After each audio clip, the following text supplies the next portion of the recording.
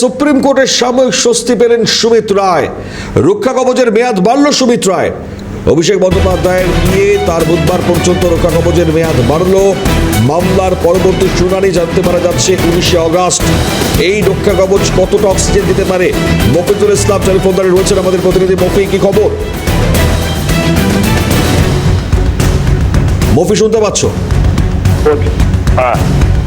মফি, সুমিত রায়ের এই রক্ষা কবচ কি অক্সিজেন যোগাতে পারে? সুমিত রায়কে কি মনে করা হচ্ছে, আর কি খবর পাচ্ছ? সাময়িকভাবে তার অক্সিজেন কিছুটা বাড়লো এটা বলা চলে, এবং তার যে স্বস্তি কিছুদিনের যে রক্ষা কবচের ওপর ভিত্তি করেছিল সেটা আরো কিছুটা বাড়লো সুমিত রায়ের ক্ষেত্রে। অভিষেক বন্দ্যোপাধ্যায়ের আত্মসহায়ক সুমিত রায়, তুমি জানো যে জমি জালিয়াতি মামলায় সুপ্রিম কোর্ট থেকে তাকে আজকে পর্যন্ত রক্ষা কবচ দেওয়া হয়েছিল। আজকে যখন সুপ্রিম কোর্টে প্রধান বিচারপতির বেঞ্চে পুনরায় মামলাটি ওঠে, তারপর সুমিত রায়ের পক্ষ থেকে তার আইনজীবী আদালতের কাছে জানান যে তার মক্কেল অর্থাৎ সুমিত রায় তিনি তদন্তে সব রকম ভাবে সহযোগিতা করছেন। সিআইডি পরপর টানা 8 দিনের মধ্যে ইতিমধ্যেই 6 দিন তাকে জিজ্ঞাসাবাদ করেছে। আজকেও তাকে তলব করা হয়েছে। আজকেও তিনি সিআইডি দপ্তরে হাজিরা দিয়েছেন। পরে পরপর 7 দিন তিনি মানে সিআইডি দপ্তরে গিয়ে তদন্তের মুখোমুখি হয়েছেন, তদন্তে সব রকম সহযোগিতা করছেন। ফলে সেক্ষেত্রে যেহেতু তিনি এতদিন পর্যন্ত তারা সহযোগিতা করছেন, তাই শালবনীর এই নির্দিষ্ট মামলাতেও তাকে যাতে আগাম জামিন দেওয়া হয় এই আবেদন করেন।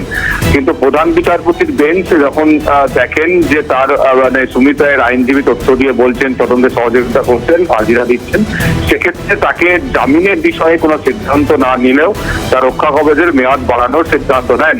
এবং অন্যদিকে মামলা চলাকালীন সিআইডির তরফ থেকে বা কেন্দ্রীয় সরকারের যিনি সলিসিটর জেনারেল রয়েছেন তার কাছ থেকে তদন্তের অগ্রগতি সম্পর্কে জানতে চাই, যে তদন্তের অগ্রগতি কি রয়েছে, তার রিপোর্ট কি, বা এই যে টানা তাকে জিজ্ঞাসাবাদ করা হচ্ছে কি কি বিষয়ে জিজ্ঞাসাবাদ করা হলো, কি তথ্য উঠে আসলো, এই বিষয়ে তার তথ্য যখন চান তখন কেন্দ্রীয় সলিসিটর জেনারেল জানান যে এই বিষয়ে রিপোর্ট দিতে সোমবার পর্যন্ত সময় দেওয়া হোক।